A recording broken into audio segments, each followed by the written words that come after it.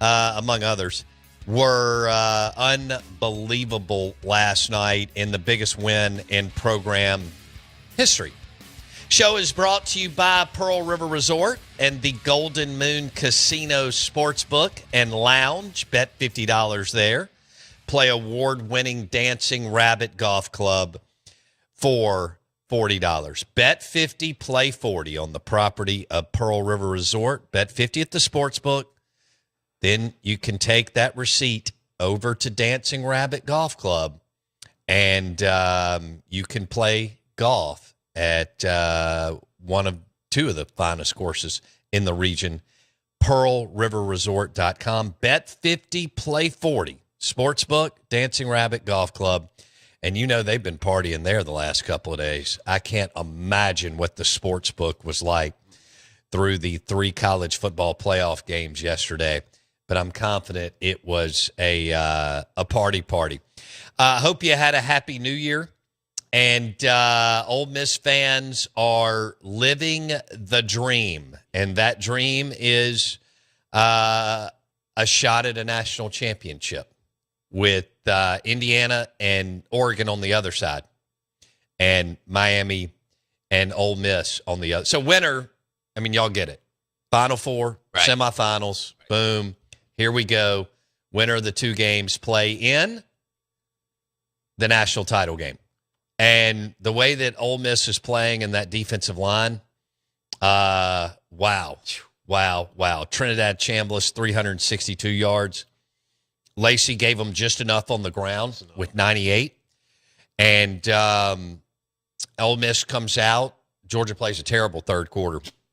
Ole Miss was part of the reason, and they took advantage. And holy smokes. Will Eccles, good God. Harris, Princeville, Franklin, those guys were beasts. And eventually made it extremely difficult for the Georgia Bulldogs. Georgia's up 21-12, as y'all know, and got the ball to start the second half. Not sure what Kirby Smart was doing going forward on 4th and 2 in their own territory. I'm not sure what coaches are thinking, but there was no point in it. You didn't have to do that, and it played. You gave Ole Miss an opportunity to get some momentum, and they took it. And they took advantage of your mistake.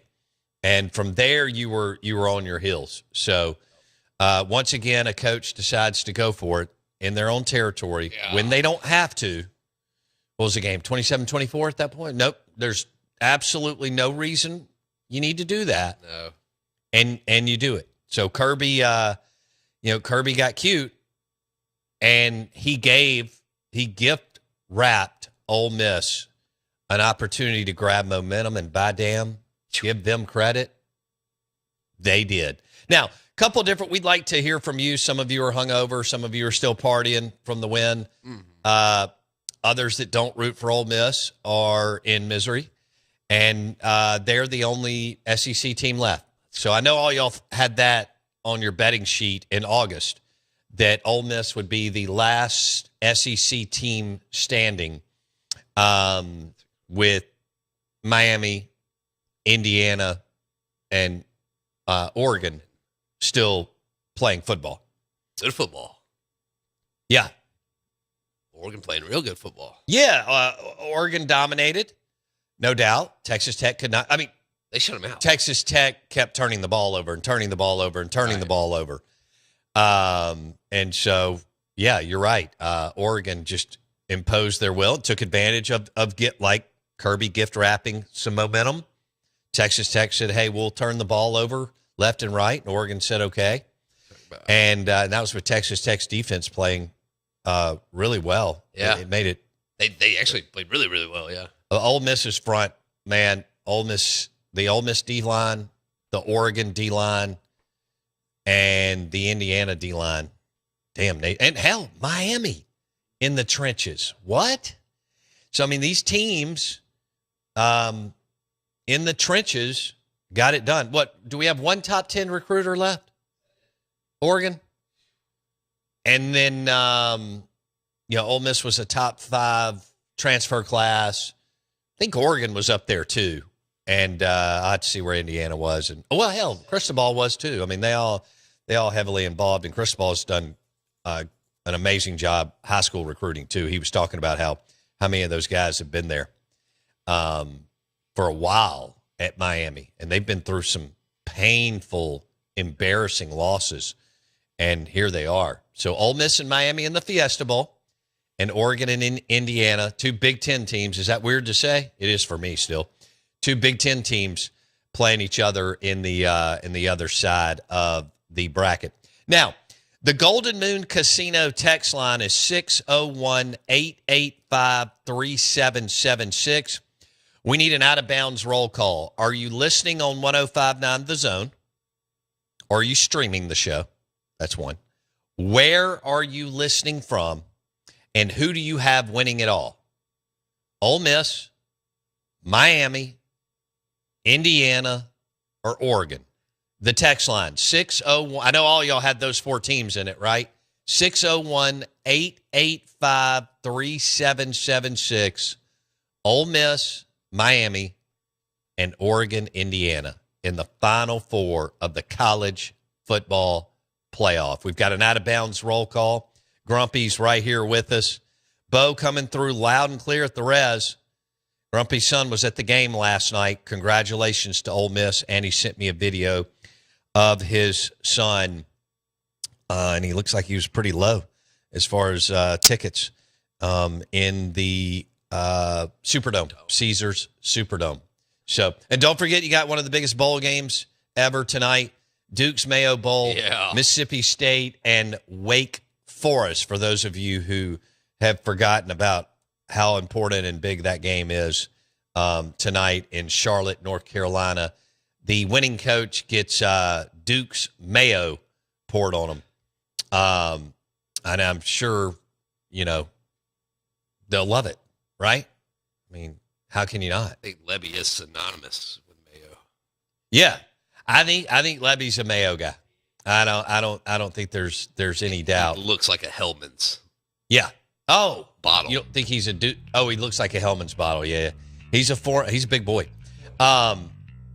Mississippi State -3.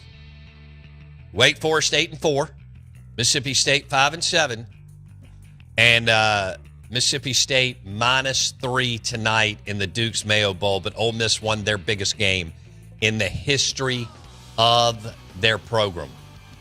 You could argue maybe the history of their school in any sport.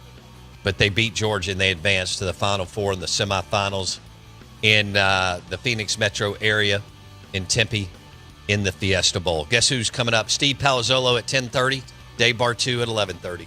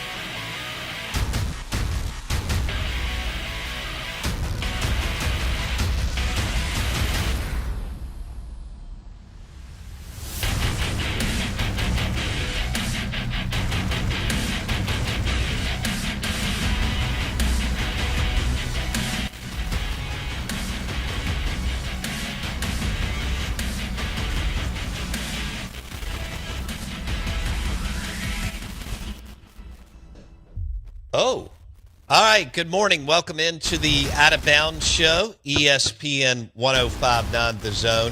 Ole Miss fans, you'll want to celebrate with Bocock Brothers Cigars. They have Ole Miss cigars. They have licensing deals with Ole Miss and LSU and Mississippi State and Missouri and Florida and other schools. You can go to bocockbrothers.com and promo code BOUNDS10. You can order you a box of they got the red box and the powder blue box. And they're Honduran cigars. And they're delicious. They've done a great job for Ole Miss and LSU and Mississippi State and others. But go ahead and celebrate with a box of cigars and pass them out to your friends. BocockBrothersCigars.com. I'm sorry, BocockBrothers.com. And promo code BOUNDS10. Promo code BOUNDS10. And then you can party. Yep. We can party anyway. True. But you know the drill. So BocockBrothers.com for Ole Miss cigars. They look great. The box looks great. And then the bands have the Ole Miss football helmet on there. Powder blue. Yes. And you can get a red box or a powder blue box. You're exactly right. And I'm looking at them right now on BocockBrothers.com, promo code BOUNDS10. Good morning. Welcome in. The story of the day is easy. Ole Miss is in the Final Four of the college football playoff, and they beat Georgia and just put it on them in the second half. Georgia was up 21-12 at halftime and did not play with the sense of urgency, got really conservative on offense, then decided to go for it on fourth down when they didn't need to whatsoever and didn't get it. Ole Miss took advantage, and the rest is history. Trinidad Chambliss played side yard football. Yeah, he did. And ran around, and they couldn't get him on the ground. Nah. And he's a problem. Who coughed it up, him or Lacey? Lacey coughed it up? Lacey. Okay. Lacey, you're talking about the scoop and score. Yeah, the scoop and score. Early in the first half. That's right. Yeah. And thought Georgia went away from Nate Frazier, and that cost them. Yeah. And, again, Ole Miss took advantage of a bad third quarter by the Georgia Bulldogs. So, meh. What? I mean, all right. So, did you feel like at the end things got a little haywire with the laundry on the field? Yeah. Okay. I mean, was it egregious? Well,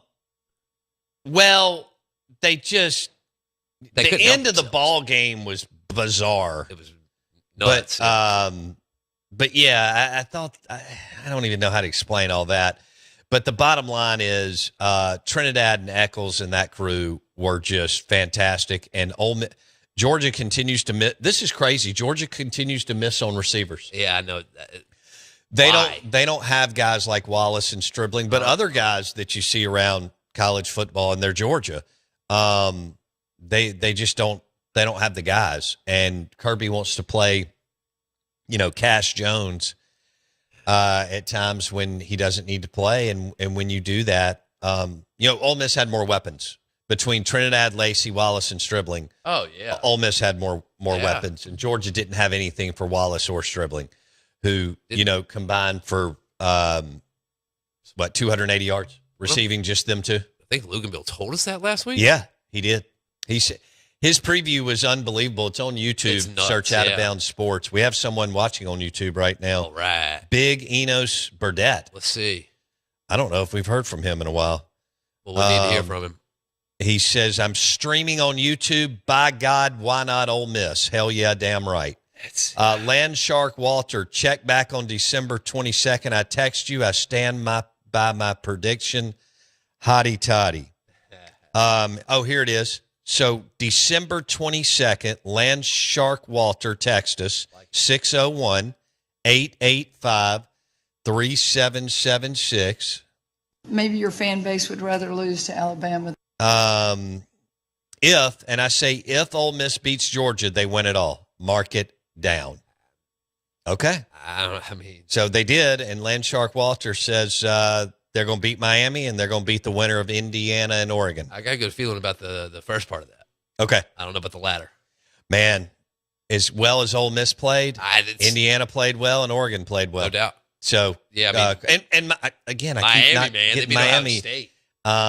Miami beat Ohio State as a 9.5 point underdog and got after their you-know-what in the trenches, just like we were talking about Eccles and the crew for Ole Miss. Like that happened.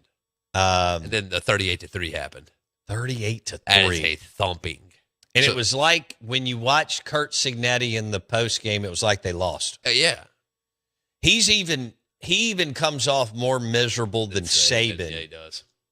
When Saban would win a big game and he wouldn't smile or anything. Yeah. He just refused to smile. Yeah. Forever.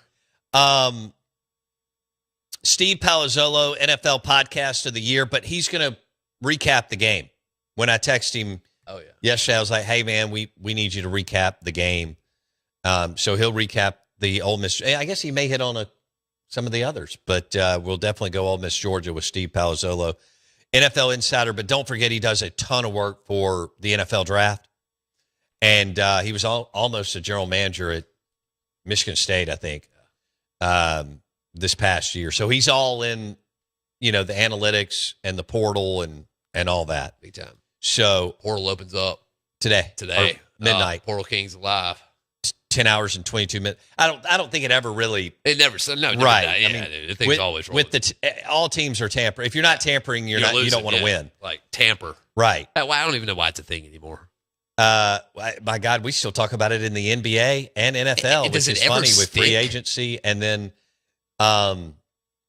with free agency. When's the last time a tampering charge stuck in a sport? There's no way it's been any time recent. No. Like they throw it out there left and right. I know. It's awesome. I know. What else do we have? The text line 601-885-3776. Trinidad, Chambliss, and Eccles were insane, but that wasn't the only one. I mean, Perkins had 2 tackles for a loss. Prince Will had a half tackle for a loss. Xavion Harris had a tackle for a loss. Cam Franklin had a tackle for a loss. I mean, the list goes on and on. And Ole Miss went and got, a bunch of. It's funny, they signed these Mississippi kids a couple of years ago, and it's paying off on their Canton, Mississippi, and DeSoto County and Houston, Mississippi. Big time. Harris, Cam, and Eccles. So there you go. Boom. And I mean, Perkins is from Mississippi too, but he's not a quote unquote D lineman, although they line him up everywhere. So, and Prince Will, he was at Nebraska for a couple of seasons, and Ole Miss was able to get him out of the portal. So Twitter X at Bo Bounds. Are we going to drop the Twitter? Just follow us on X at Bo Bounds. All right. Steve Palazzolo coming up next. Dave Bartu at 11:30. Diamond Dave Bartu. That crazy man will join us. I know. What? Hey. By the way, I'm a fan. Let me tell you, Trinidad Chambliss is worth the price of admission. That guy is a playmaking machine. It's amazing what happens when you have a mobile quarterback who can extend plays and run around, and he did that last night, and it ended up being one of several differences in the game for Ole Miss. He threw for 362 yards against Georgia. Ole Miss has much better wide receivers than Georgia. Steve Palazzolo coming up next.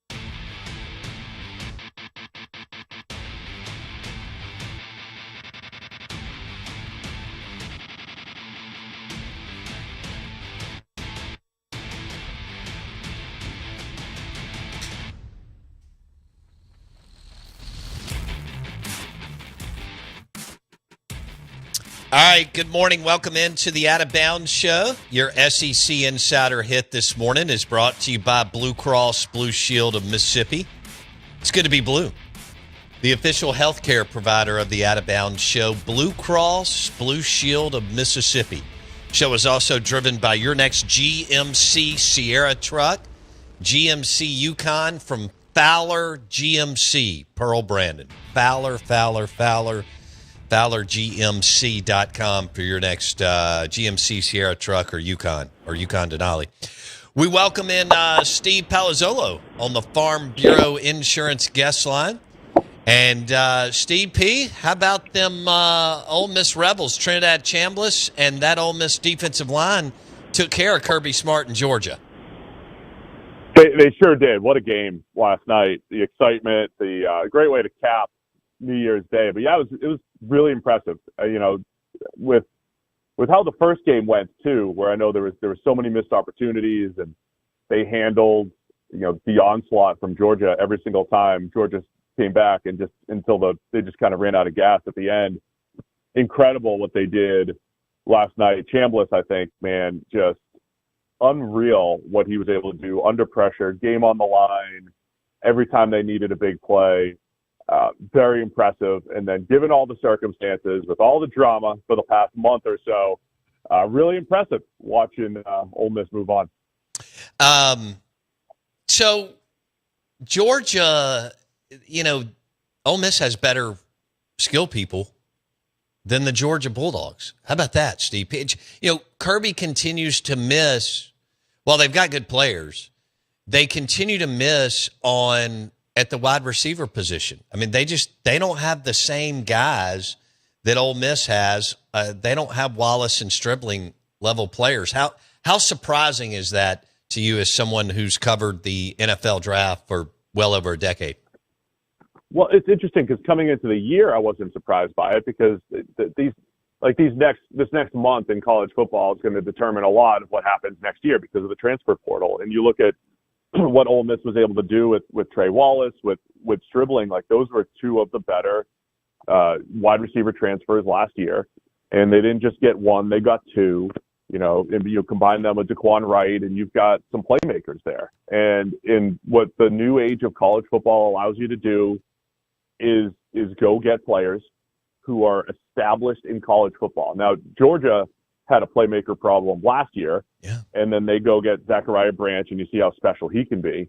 But he was their only guy yesterday. He's their only guy that they can rely on. So what college teams, I think, are struggling with, and you saw this at Clemson.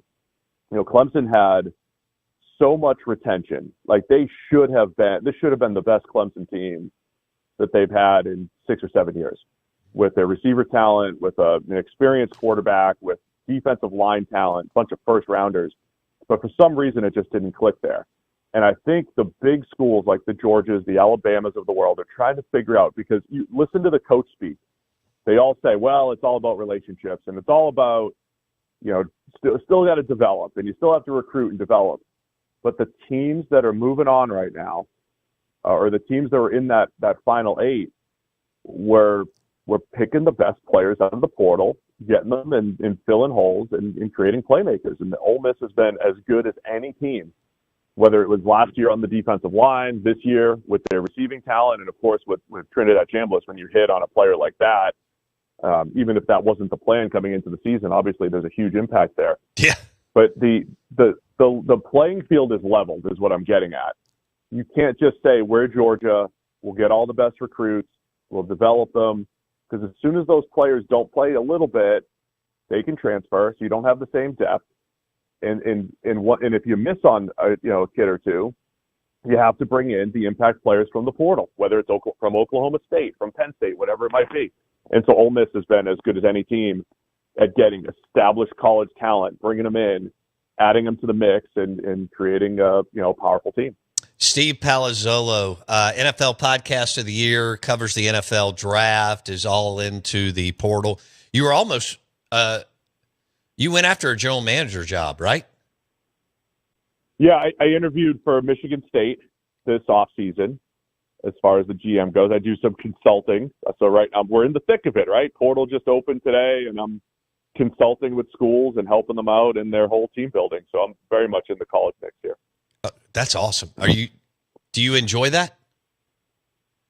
Oh, I love it. Yeah, because I have predictive scores on every single player in the nation, and trying to help teams figure out where to go, how to deploy their resources. I love it. It's a lot of fun. It's chaotic because of agents and fake prices that these players are commanding and figuring out the market. It is a wild world right now, but it's exciting. There's a lot of opportunity in college, and that's why you see this unique Final Four, right? Seeing Indiana, because Indiana brought all these guys from JMU, and they could play. Yeah. And Cignetti's unbelievable, but they brought in a lot of transfer talent, and they're putting it all together. So it's really impressive what they've done, what Ole Miss has done. Miami has complemented in the portal properly, and they've developed their defensive line talent. So it's a really interesting world in team building where it's just not as top heavy as it used to be. So I enjoy that whole experience. Steve Palazzolo talking college football playoffs and portal. He's heavily involved. So are all four teams, as he mentioned: Ole Miss, Miami, Indiana, and Oregon. Steve P. joins us on the Farm Bureau Insurance Guest Line. We are the Out of Bounds Show, and we're brought to you by Stella Artois and Wings at Martin's in Livingston. That is a winning combination for the college football playoffs and for the last weekend of the NFL. All right, with the Ole Miss, so I give Miami credit too. They were 9.5-point underdogs, and they dominated in the trenches. And Cristobal has had some real heartbreaking losses the last couple of years, Steve P. They've recruited really well. You mentioned their portal hauls. They're spending money. Were you surprised that they were able to dominate Ohio State in the trenches, Steve? Maybe the domination a little bit, yeah. But also not really. I mean, I thought Reuben Bain, the first month of the season, was the best player in the nation. I mean, I thought if you were truly doing Heisman ballots back in September, by mid-October, he should have been number 1 or 2. So that guy could take over a game. Mesidor, same thing. He's a little bit older. So they got dogs up front on the defensive line. We saw that. Ohio State had not been tested a ton, I think, as far as their pass protection goes, and Miami created a little bit of indecision with Julian Sayin, and that's what led to some of those negative plays. So plus Miami, and they're huge up front on the offensive line as well, and that was what maybe surprised me a little bit more. There were some plays that Ohio State just stuffed them on the run, and Caden McDonald's a future first round nose tackle type, but Miami started to get some movement and create some plays in the run game, and I thought they used some creative blocking schemes, and they did a nice job against a very good Ohio State defense. And it's not like Miami dominated offensively. They had the pick six. They only scored 17 points offensively, and they had that late touchdown. But they did just enough to control the ball, control the clock. So absolutely a line of scrimmage type of team. And it's interesting, Ole Miss isn't as strong as they were last year as far as their D-line goes. And but you see the size that they have. I was just talking to somebody yesterday. It's like, man, those Ole Miss defensive linemen are all monsters. Yeah. And they were able to hold up against Georgia, and that's a factor. So it's a fun matchup. It's a really, really fun matchup as far as watching the line play on both sides. Out of the four teams left, Steve Palazzolo on the Out of Bounds Show, his show Check the Mic on YouTube, Spotify, Apple Podcast. We're talking Ole Miss winning and Miami and Indiana. What a fascinating story. And Oregon dominated Texas Tech. Out of the four teams left, who do you like to win it? I like Indiana. I really think, Ole Miss will make a run. I know the radio. I know where we are. But Indiana, I think, has the best all-around team. They have a good enough offensive line. They're feisty on the defensive side of the ball. They have very underrated cornerbacks. I think those guys can play. D'Angelo Pons on the outside looks outstanding. When you watch Indiana's defense throughout the season, every time I go back to the film, I'm like, linebacker 46, making a ton of plays. The safeties, active, the corners, they're good. So they're physical enough up front, well coached, fundamentally sound, all that. And then offensively, Fernando Mendoza is legit. I mean, he makes big time throws when they need it. Their receivers are outstanding. Elijah Surratt, Omar Cooper, two other Becker, Charlie Becker on the outside. And they got 4 legitimate receivers. And I just think Indiana's a really well-rounded team, and we know how well coached they are and what Cignetti has done there. So I think Indiana, the number 1 team, still undefeated.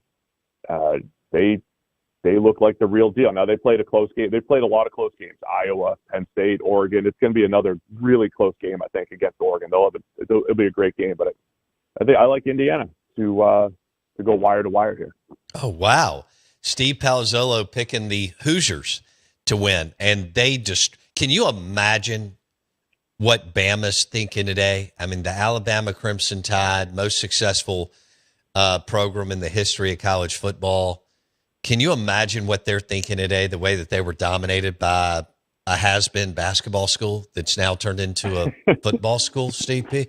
It's a different world, because I know, those who are skeptical of the sport would, if I say, well, there's money involved now, you would say, well, there's always been money involved, right? We know it's been going on. Sure. But the money's coming from different places, right? So you've got oil money at SMU and Texas Tech, and Indiana has money and investment, and it just opens the door for different schools. And the teams who theoretically had the money previously, or had the donors, so to speak, it's a different group of donors, and so that's what's going to change the sport. The other part of it is we live in a world, I think, in college football. I've tweeted about this a bunch recently. We're so conditioned as college football fans to have a juggernaut, a powerhouse, an Alabama, a Georgia, Miami during their heyday, Ohio State, whoever it might be, during Florida for like 4 years. This powerhouse that only loses one game every couple of years, USC, right, in the 2000s. And it's harder to do that. It's harder to. It's kind of like when they put the scholarship limit to 85, and it's like, well, you can't just store the best players at 120 scholarships anymore. And so that created some parity. So now there's even more parity, because you can't just stock up on all the great players. Other teams are going to have money. Then you have these clock rules, right? The games are a little bit shorter. That makes it a little bit easier for the underdog to make a play in college football with fewer plays.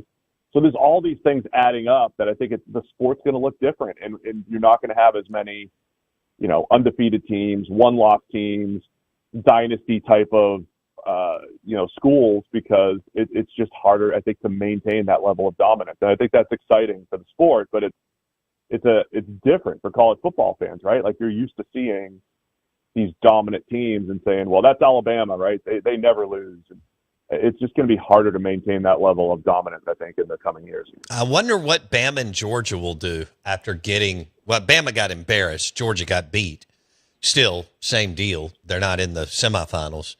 You mentioned the portal. I wonder if these powers will start to adjust a little bit more. Do you expect to see that over the next 2 weeks as the portal opens today? Yeah, they have. I think they have to. I mean, I think this is the weakest Georgia team that they've had. I'm surprised. I'm not surprised that they made it this far, but I think it's the weakest team they've had in a few years. Both offense, especially the defensive line. I would say they've got some players. Don't get me wrong, but it's not like 2 or 3 years ago when the whole group's going the first 2 rounds. So, yeah, there has to be some adjustments. It's interesting because Georgia and Alabama and the big SEC teams might be pulling from.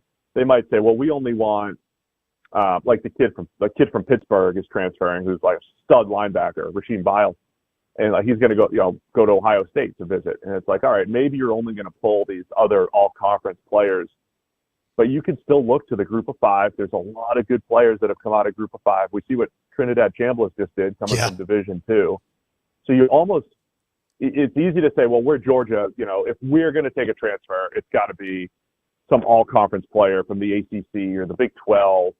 But they might need to expand. There are legitimate Group of Five players. Now, it's hard for like a JMU as a team to compete with Oregon, but there are players on JMU's roster who are going to make an impact at Power Four schools next year.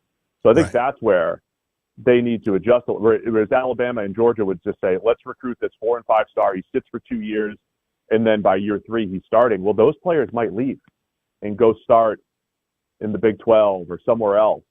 So you don't have those guys anymore. So you might have to pull these group of 4 stars that you normally wouldn't pull in. And I think that's one of the adjustments maybe that Georgia, Alabama, and some of those the SEC, big time schools are going to need the adjustments they need to make. Well, and credit to Ole Miss and these teams that you're talking about who have been able to.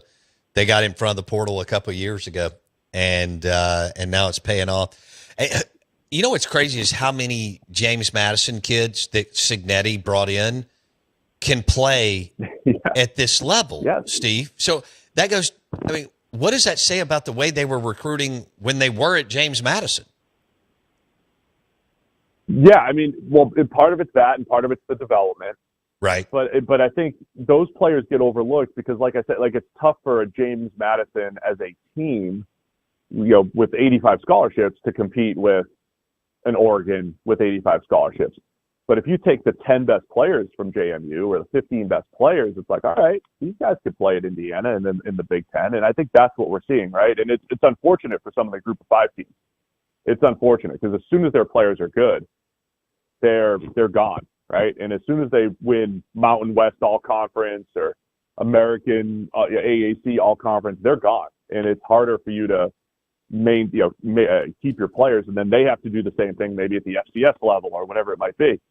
But here's the other challenge I think for teams, and what they're going to do is there's literally like 15 to 20,000 players that need to be evaluated, if not more, because you don't know who the free agents are. Like in the NFL, there's 200 to 300 free agents every year. You know who they are, and they have an NFL resume, so you have a really good idea of who they are. You don't know who's going to be free, so you have to have this massive evaluation process to then sift through thousands and thousands of players to just pull in 15 or 20 or whatever it might be in a given cycle.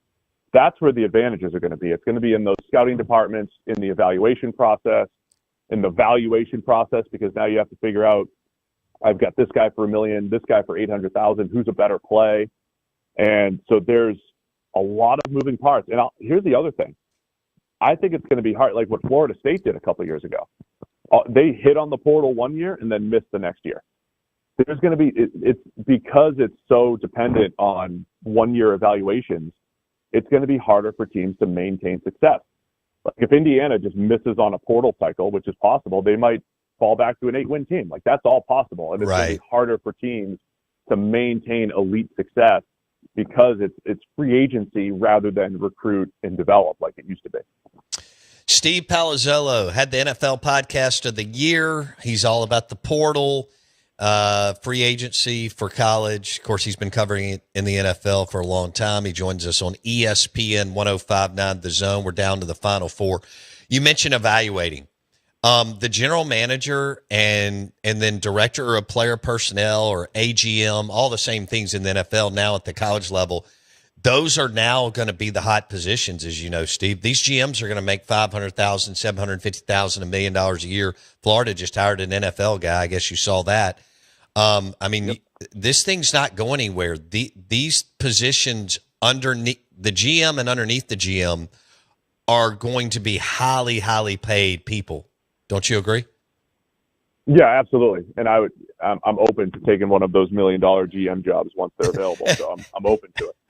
But it is, yeah. And again, a lot of schools are saying, hey, we want an NFL model and we want this and that. And there's elements to that, but it's very different than the NFL. There's similarities, but it's different. Sure. The similarities are you need a structure, right? You don't have in college the infrastructure that an NFL team has, where you're talking about a GM, assistant GM, director of college scouting, director of pro scouting, and it just funnels up to the general manager, who's essentially just a high volume decision maker, right? Take all the information, make the best decision.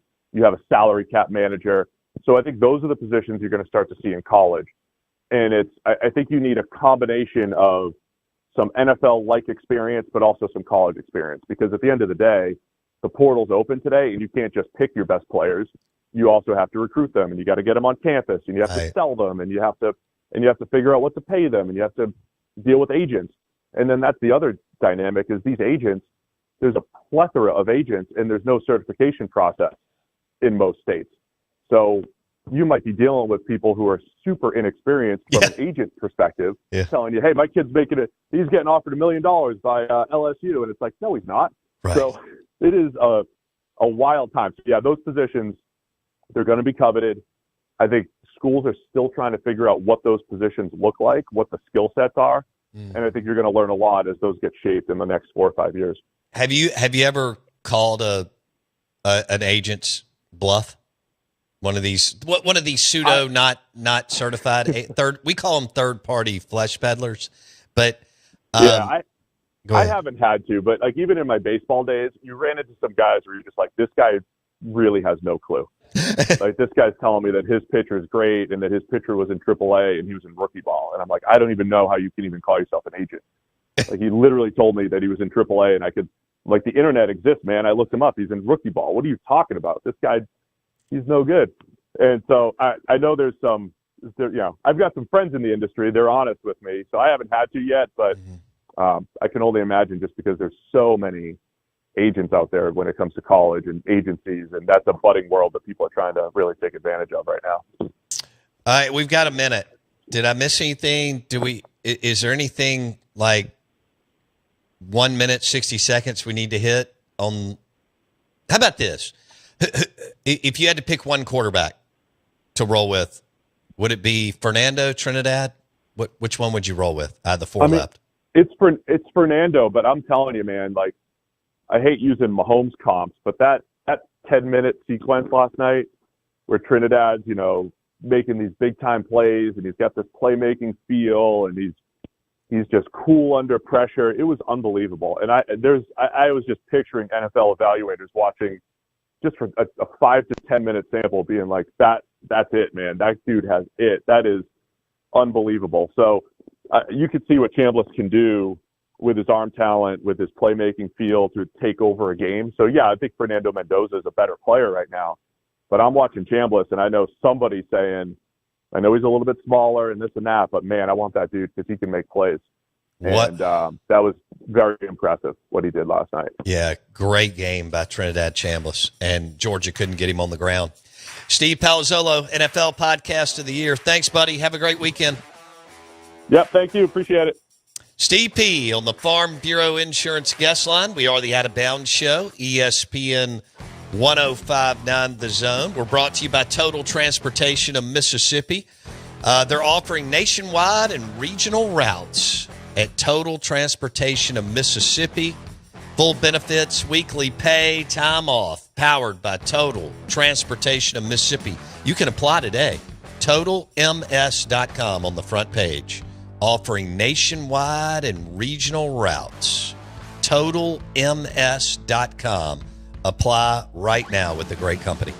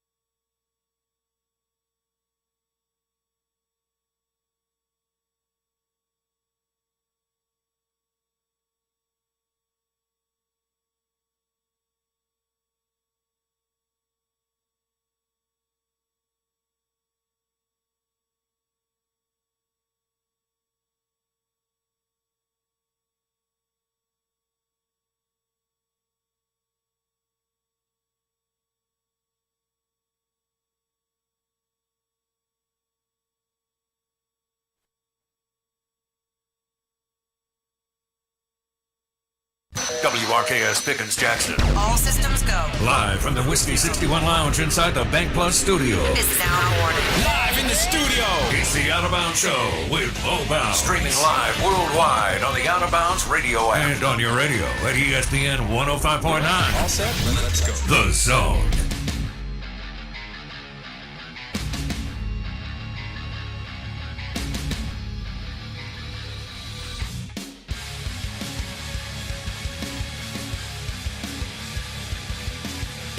All right, good morning. Welcome in.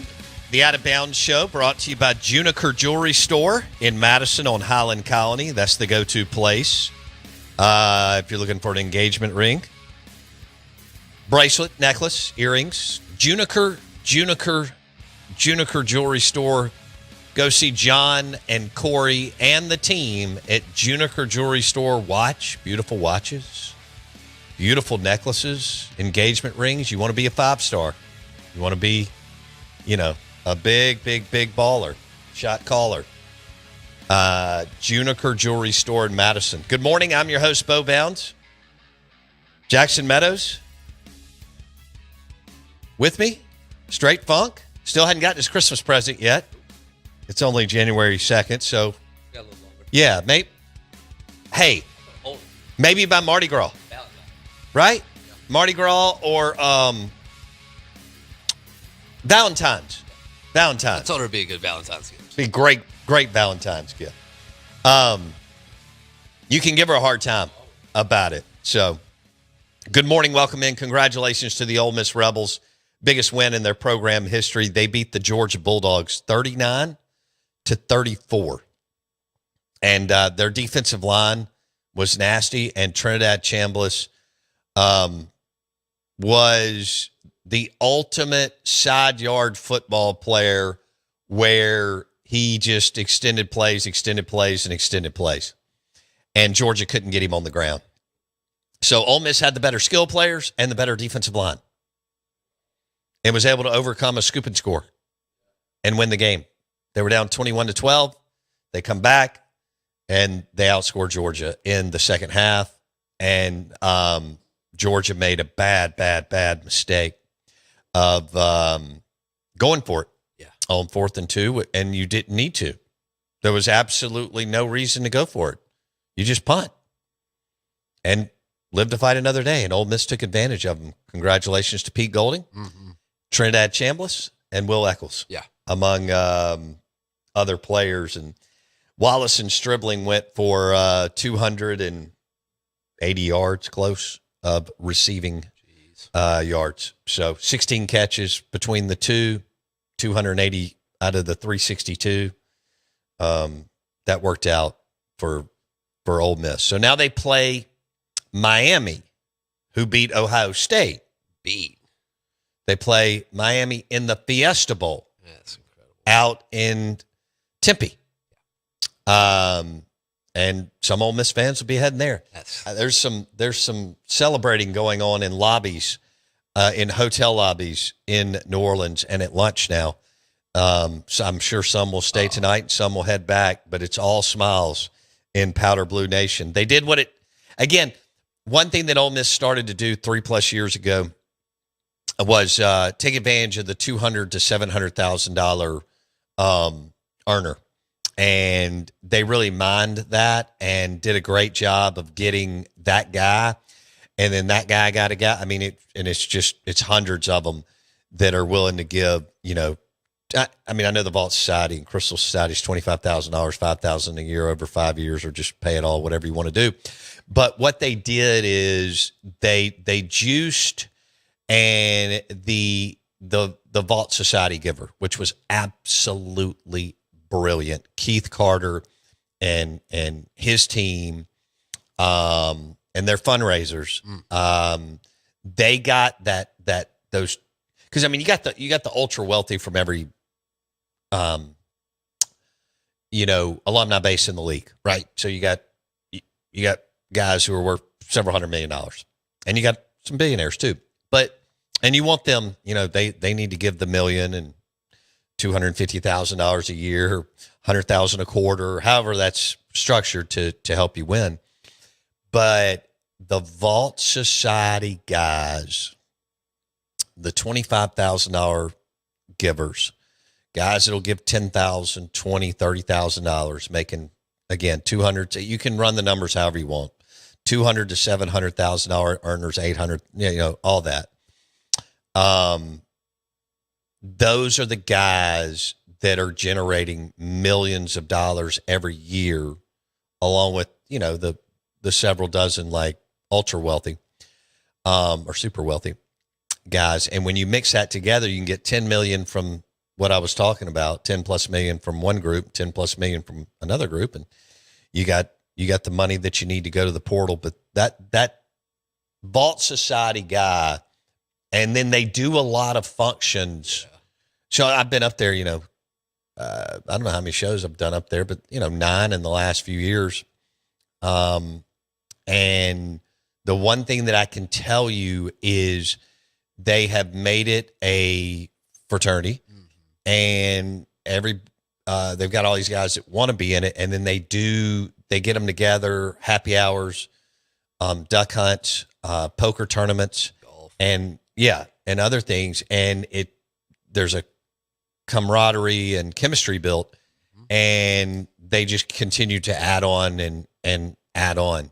And they crushed it. Yeah. And they identified that guy that can do $10,000 to $30,000, and they just kept, however he does it. It doesn't matter if he structures it where you're pulling $800 to $1,000 a month out of his account, or $1,500 to $2,000 a month but they got hundreds of those guys.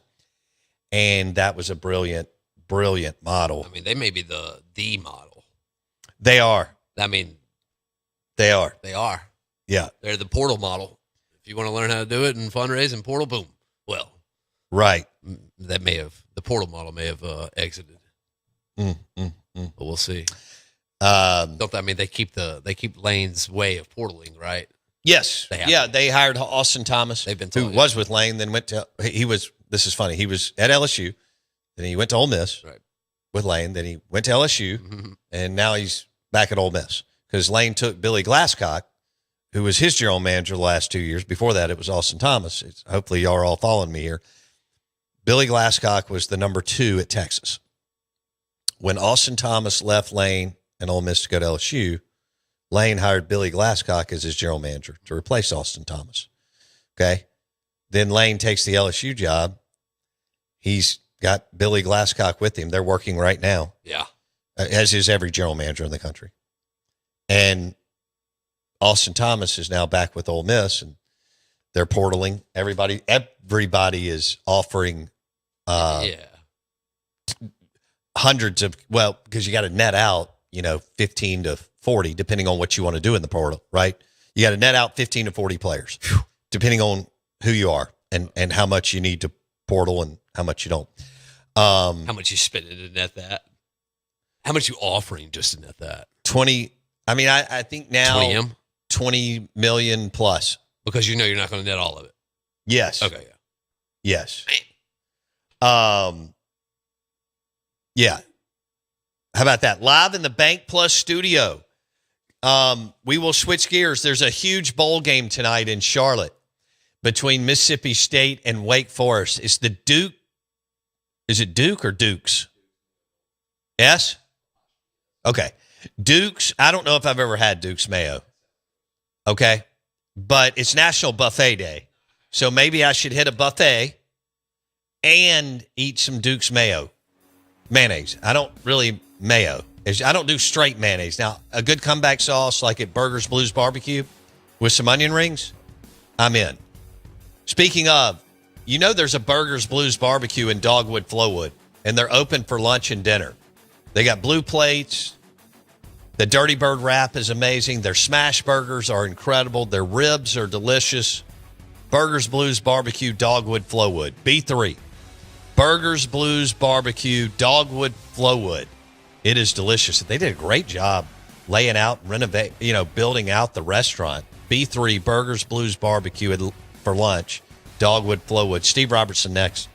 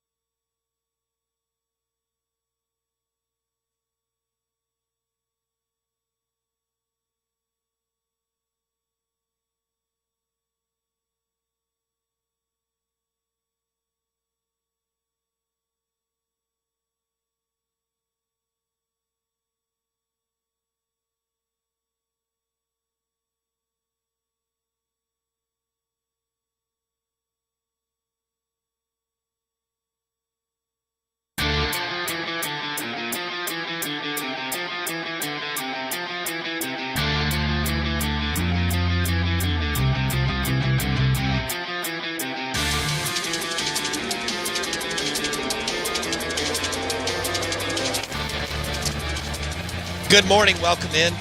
Out of Bounds, 105.9 The Zone, ESPN.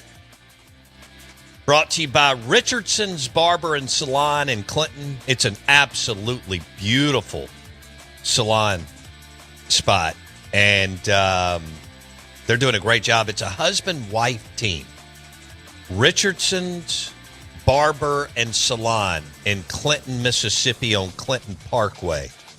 Show is also brought to you by Spring Street Cigars in Jackson, in the building where the Rogue Men's Store is. The Rogue Men's Store totally redid their store and moved up front, and Spring Street Cigars took the back left spot, and they've got premium cigars at Spring Street Cigars. Don't forget that Bocock Brothers has Ole Miss cigars. You want to celebrate? They've got the powder blue box and the red box. They're Honduran cigars, premium.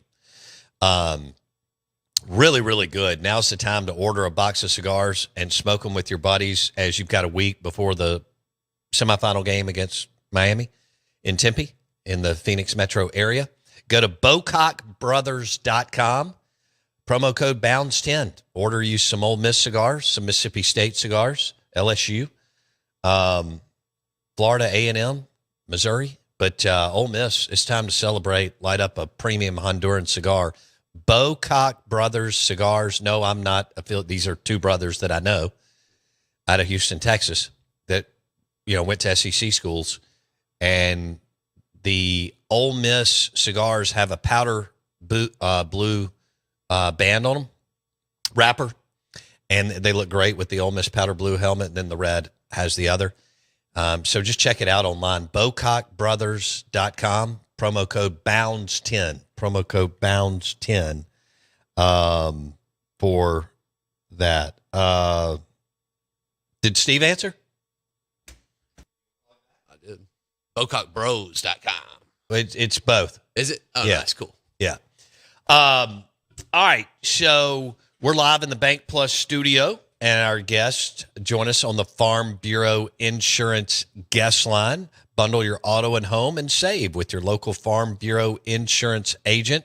We should have Diamond Dave Bartu, and his team is Miami. He's been working with Miami for several years now. Diamond Dave was the one that tweeted out on January 11th last year that Miami hit a home run with their defensive coordinator hire. You know why? He recommended him. Do you think that guy did a good job against Ohio State? You damn right he did. And so that's something to think about. We'll have Bartu at 11:30.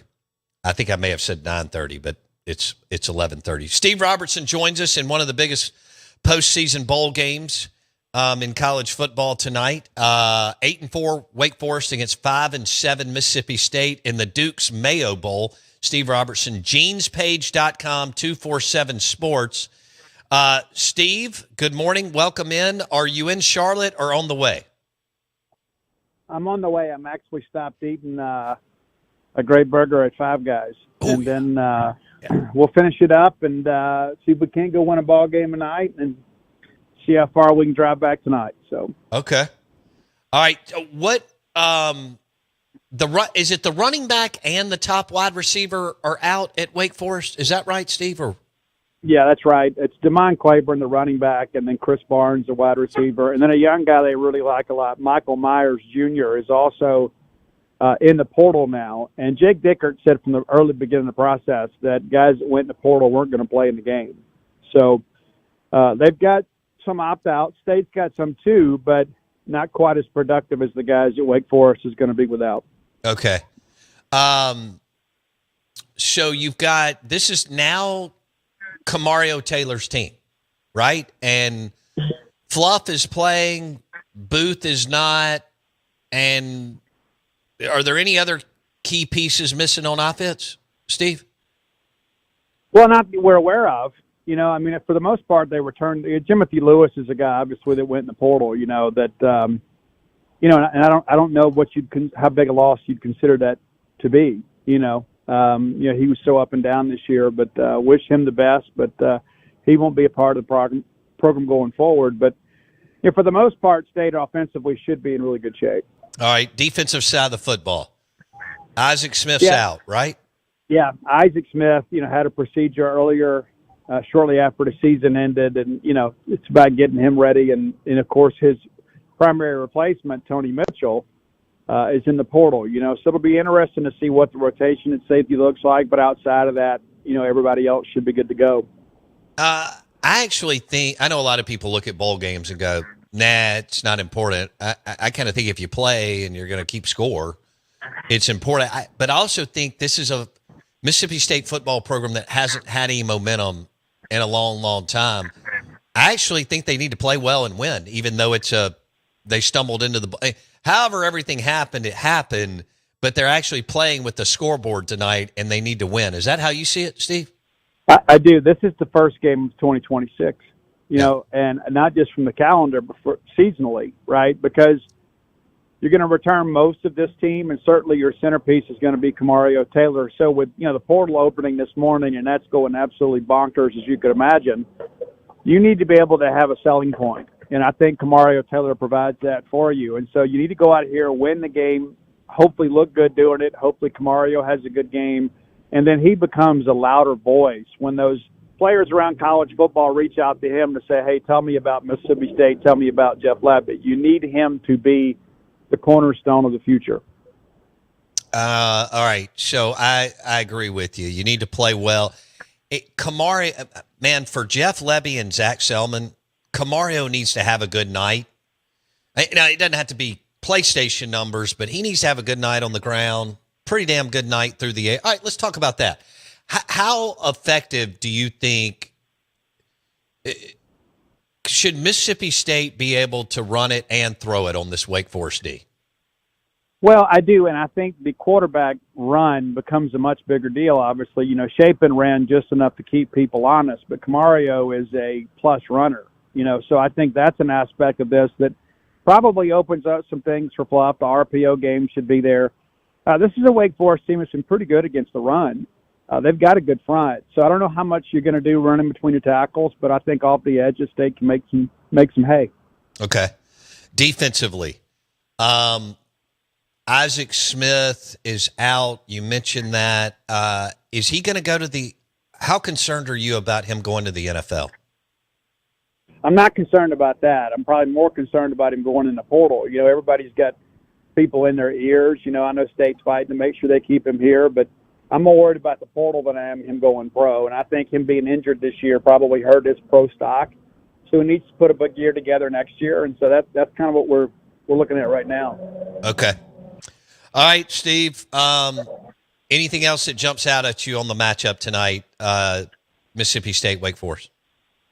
Well, we always talk about football as a game of matchups, and State has really struggled against teams that can run the ball with some authority. I just wonder how much Wake will be able to run it with Ty Clark. He's got 235 yards this year. It has predominantly been, Robbie and Claiborne.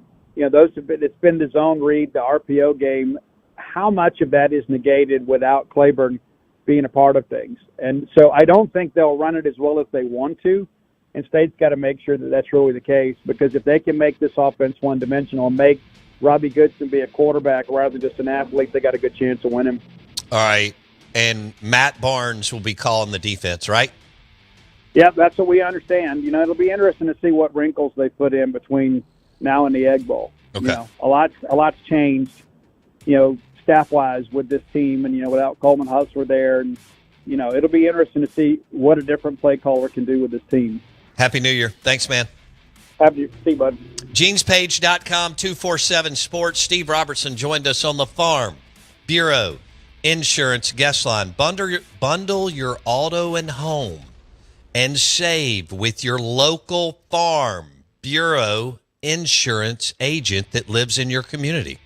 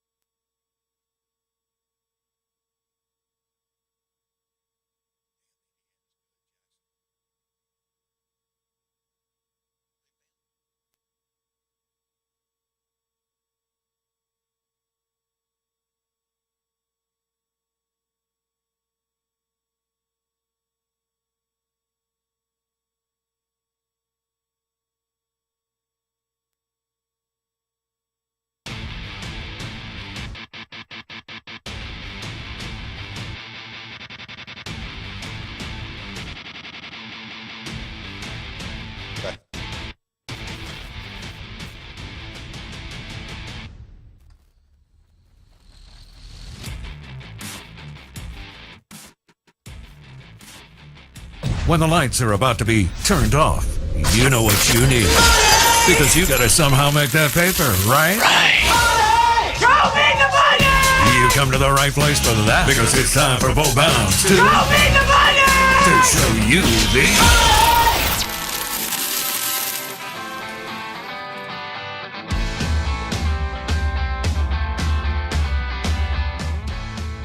Good morning. Welcome in. It's pandemonium in New Orleans last night and this morning. You know, the mimosas and Bloody Marys are flowing at Merrill and Paladar 511 and, oh gosh, Pesh, among other fantastic restaurants and bars. The Roosevelt, Ritz-Carlton, JW Marriott bars. Ole Miss fans are partying. They beat the Georgia Bulldogs. They advanced to play the Miami Hurricanes. And Miami, as a 9.5-point underdog, beat Ohio State and ended up dominating in the trenches, man. Congratulations to Cristobal in Miami and our next guest with what a defensive coordinator hire by Miami last January. So we got Ole Miss and Miami on one side and Indiana and Oregon on the other. And Dave Bartu, Oregon Duck alum, college football matrix, joins us on the show, brought to you by Pearl River Resort and the Golden Moon Casino, Vegas-style sportsbook. Bartu, congratulations on the Hurricanes. Oh, that was it was all fun yesterday, right? I mean, it's amazing. I was even wondering last night watching that ball go through the field goal post at the Sugar Bowl, and I figured you'd be lying there going, okay, we recruit in the mid-30s. Indiana recruits in the mid-30s. Indiana just kicked the crap out of the SEC runner-up. Kind of makes you wonder, right? It feels like I've never seen such a free-for-all in college football right now. I mean, Indiana, they're 120 minutes away from a national title as a mid-30s recruiter. I mean, I wouldn't be 10 years ago. I said you're just out of your mind that somebody with Arkansas, Mississippi State, Kentucky level recruiting would be there, but here we are, and I think it comes down to focus and being a master motivator of these players, and for some reason, Cignetti hasn't figured out better than everybody else right now. Damn. All right, Miami. Yeah. They're going to play Ole Miss next week in Tempe. Yeah, they already did their report this morning. Every single thing every snap Ole Miss has done this year is already in the report. Every behavior I could find is already to Miami, just like I did the last two games. Wow. So tell our listeners what you tweeted last January about the Miami Hurricane defensive coordinator hire.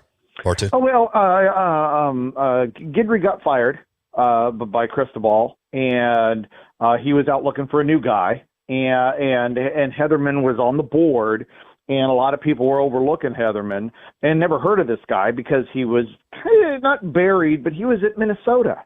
And so you look at the Minnesota numbers, and this was a guy that was putting up top 25 defensive scoring efficiency numbers, but they weren't like elite looking. But then you start adjusting for opponent and the offenses that they were playing and the talent Minnesota has. And suddenly it's like, man, this guy's putting up top 10 opponent-adjusted defenses. He's just way down the list in the Big Ten, and he's at Minnesota. Nobody pays attention to Minnesota, right? They've been irrelevant for basically our lifetime. And so it was probably the second most under the radar hire that we had worked on last year. I would say the number one was getting Sheil Woods and Leftwich to Texas Tech. But Heatherman was well, as you said, we tweeted it in January, hugely under the radar. And they've just, they've been doing nothing short but killing it on defense so far. Yeah. And this has been a long, difficult road for Mario Cristobal because he's arguably the best recruiter or top 3 or 4 in the country. I call him a refined Ed Ogeron, but there's a lot of similarities between the two. They run hot. They're great at recruiting. They're magnetic, all that stuff. But Mario's had some embarrassing losses. They've loaded the boat in high school. They've loaded the boat with portal, as you know. You've been, Mario actually is willing to ask people for help with staffing, which is a big deal. The overwhelming majority of coaches and athletic directors will not do that, as you know. And so Georgia Tech and they had some embarrassing losses on the way. I mean, this has to be super sweet for Mario and Miami that they've gotten through the gauntlet and got to the semifinal games after what's happened the last couple of years, Bartu. Oh yeah.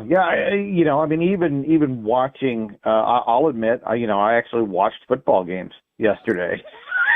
Hello. Right. And even in the post game, when asked questions about expectations and what people say, I thought he was about to go off. I'm like, oh, here it comes. And then he's just like, no, we're just focused on the next game now. But I think this affects a lot of guys across the board. And as a person that loves sport psychology, because it's really hard to put data on that, I do believe you have to lose before you win. I do believe you have to suffer through the hard times to figure out how to overcome them.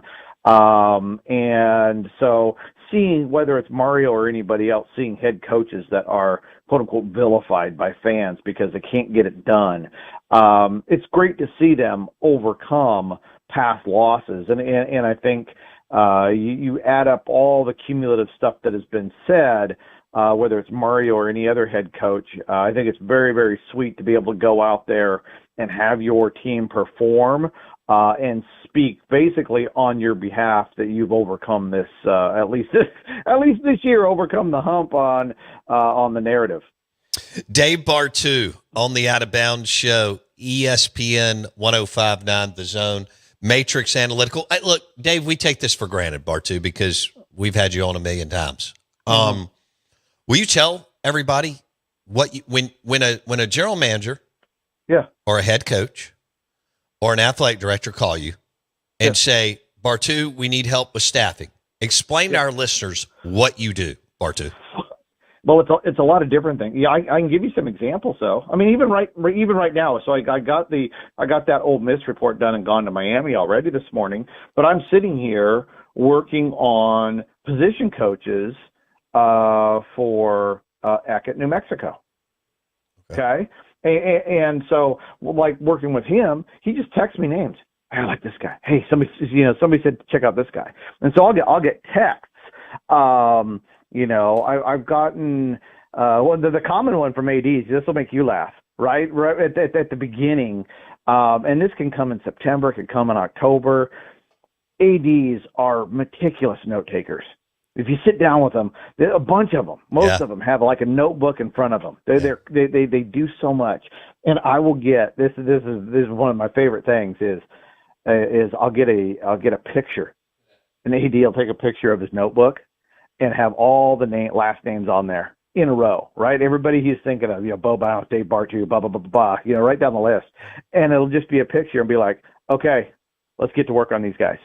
And that's how a lot of it starts. It's a list. It's either a typed list or it's a picture of a list.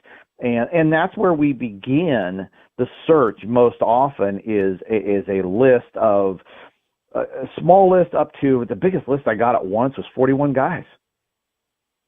Think about that, 41 guys. I mean, people on Twitter go, oh, man, they interviewed one or two guys. Man, for every one they interview 10 more you never hear about. Mm-hmm. There's a ton of guys that they go through because this is their chance to be connected as well. They may not hire a Bo Bounds, but they might be really interested in talking to him because he's an up-and-coming coach. You may not fit yet, but this is their chance to create that connectivity between the coach and the agent. So a lot of times it's a big list, and our job will be to tier it up, right? Here's your lowest risk, high ceiling guys on top, right? And then your medium risk, lower floor guys. By the time you get to the bottom, this is the low ceiling, low floor. If we're down here, we need a new list, kind of level, and every once in a while we will get there. We will get to the point where, okay, we tried all the top guys. We can't get them. We don't want to go to the bottom. Then they'll come back and they'll be like, okay, who are guys that maybe we're missing that you guys can find? Then I'll go into the database and start looking for guys. And then every once in a while you get a list from a head coach. I can guarantee you this right now. When I get a list from a head coach, it's 2 or 3 guys. His guy is in there, whether it's good or bad. That's right. I am not talking him out of that guy. Right. I mean, I was. It already happened once a couple weeks ago. Get a list from a head coach, big time name guy, and the search is done. But I got the list of 3. And he called, he texted me at, it was 5 a.m, my time. He's like, you got time to talk? I'm like, oh, man. And I'm literally walking through the house trying to go get a cup of coffee. I'm like, yeah, go ahead and call me coach. And we start going through his 3 guys, and he focuses on one. And he's like, so what do you think? And, and I gave him my opinion, but then he starts arguing about why one particular guy he liked. And I was just like, okay, well, I know you're going to hire that guy. Right. And he's like, what? Why? How do you know I'm hiring that guy? I said, well, look I've done this for nearly a decade, and you're arguing on behalf of a guy that is high risk in our numbers. I said, I don't care if you hire him. You just need to understand the floor and the ceiling and the risk you're taking bringing him in. Right. That's my job. When you lie down, you know what the floor and ceiling expectations are of anybody you're hiring.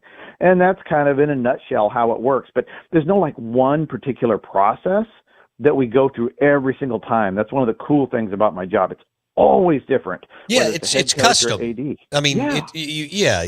And there's no doubt about that. Every team, every GM or coach or AD or whoever you work with, it's a custom deal. Dave Bartu on the Out of Bounds show, ESPN 105.9 The Zone. All right, Ole Miss, Miami. Tell me, I mean, you've looked at the matchup.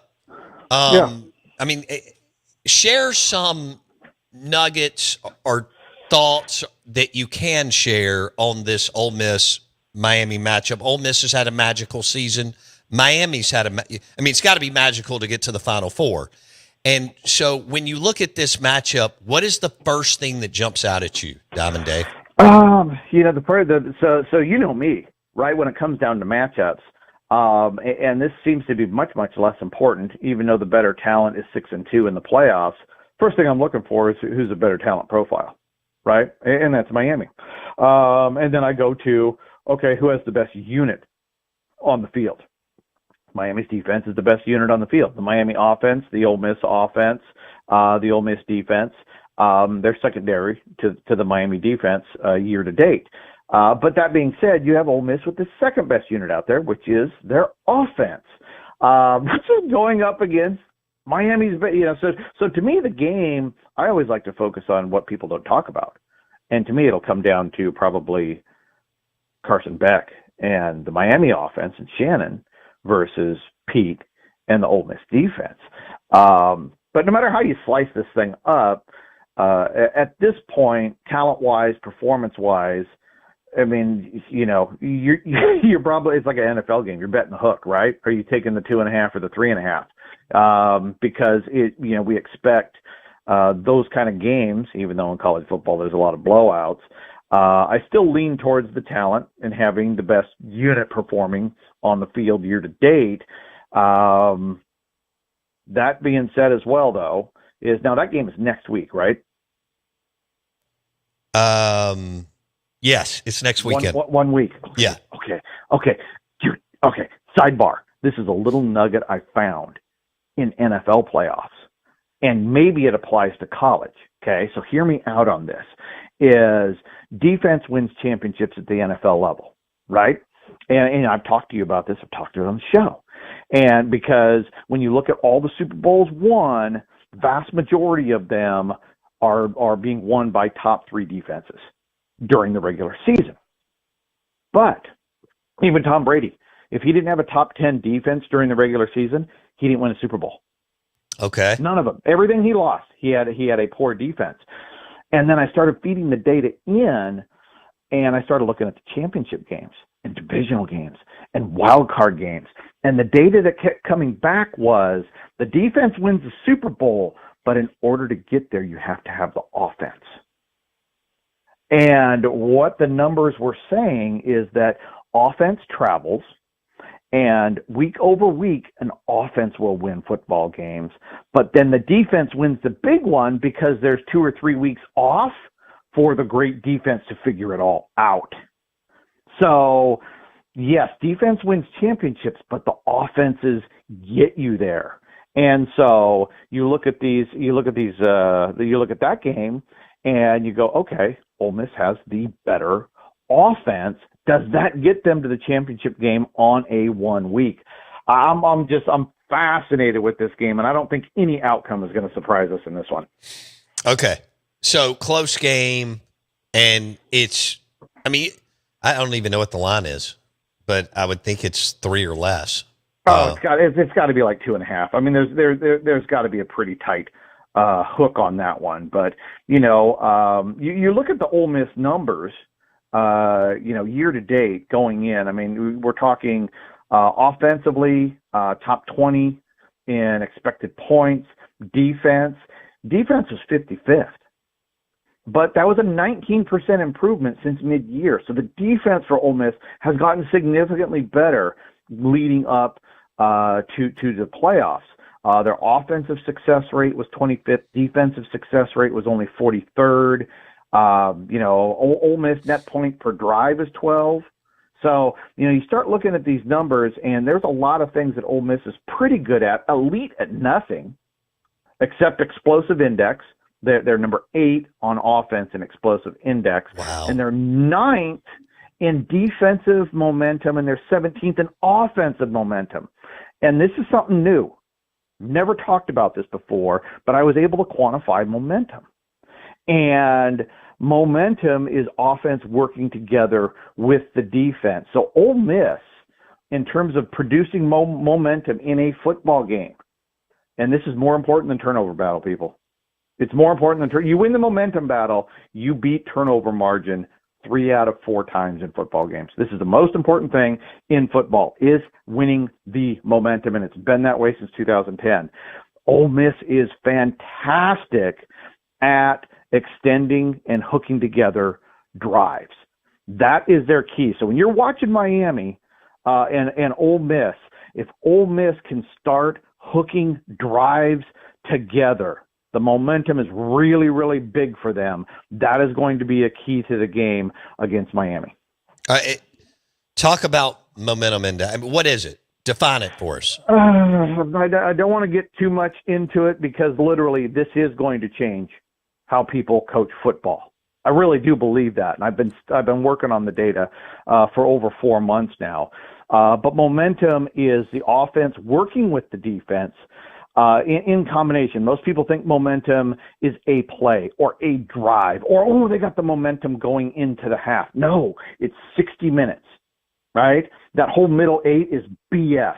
It doesn't exist, okay? It only exists in your mind because the media tells you it's there. The data says, especially at the college football level, that whole middle 8, that's a bunch of crap, right? Playing for 2 possessions, it's dumb because it's literally a coin flip. So on the momentum side, it's all about stringing together scoring and non-scoring drives, okay, and putting together back-to-back drives and stops, and that is how it is built going forward. So Ole Miss is 9th and 17th, 9th on offense and 17th on defense in the momentum index, right?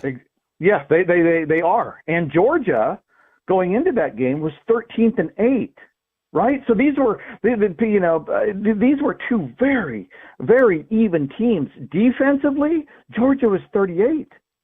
Offensively, they were 24th. Ole Miss was 16th. A lot of people are like, wow, how'd they beat them? Because they're almost the same team. You look at these numbers, the explosive index on offense and defense.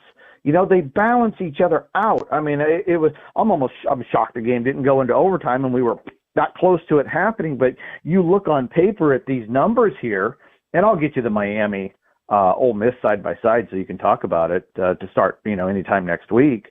But this was a very, very, very close game on paper. Okay. Ole Miss had the better quarterback.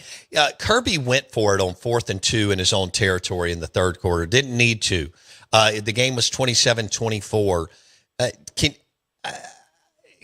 Can you kind of give us some thoughts when a coach is in their own territory and they don't have – it's not like it was a minute and a half left, bar two, and they were down, okay? And they needed to continue to try to, move the ball to possibly kick a field goal or score a touchdown.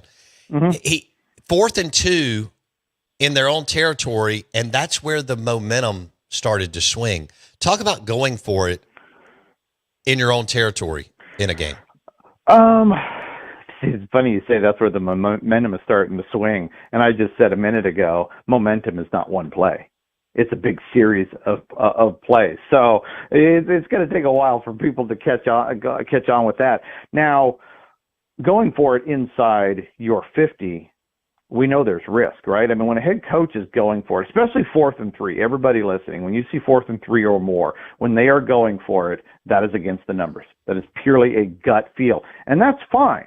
As long as the coach just says, I'm going with my gut. I'm not coaching by any sort of book or numbers. I'm just going with my gut. That's cool. But understand the risk of the downside of not making it. It's just like these hires, right? So many of these guys are wired to think, I can't lose.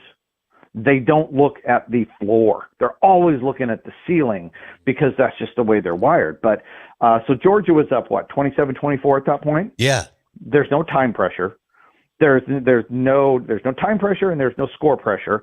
Who was the last one to score? Ole Miss.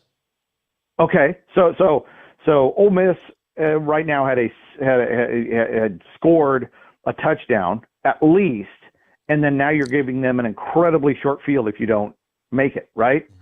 So it's not necessarily about building momentum in that play. It's allowing Ole Miss to continue there, which they established with the last drive. So now you're doubling down. Not only giving them short field position, you're allowing them to hook drives together, which becomes death. Seriously, when you see a team start putting drives together, this is how games end very quickly in the NFL and college football, and you don't realize it. So. Yeah, going forward on 4th and 1, it's inside your 50. I think that's insane. Guys slipped. I mean, these are so many bad things can happen in these situations, and you're up. You don't have time pressure. Yeah, I think it was like watching Dan Lanning against Texas Tech. You're like, you're just trying to lose this game, aren't you? You're going to win this. You're going to win this because of your players, not because of your stupid decisions. And did Ole Miss turn around and score on that short field? Yes. That was probably the ball game right there. Boom. Right? I mean, you extrapolate out all the time and drives after that. He probably lost the game, not on the 3rd and goal not running it, on that stupid 4th down and going for it. Diamond Dave Bartu on the Out of Bounds show. Happy New Year. Thanks, buddy. See you, bro. That was fantastic on Ole Miss and Miami. Wow. Have a great day. And lunch, dinner, Taste Italian Kitchen in the Renaissance. Lunch and dinner. TasteItalianKitchen.com in Starkville in the Renaissance.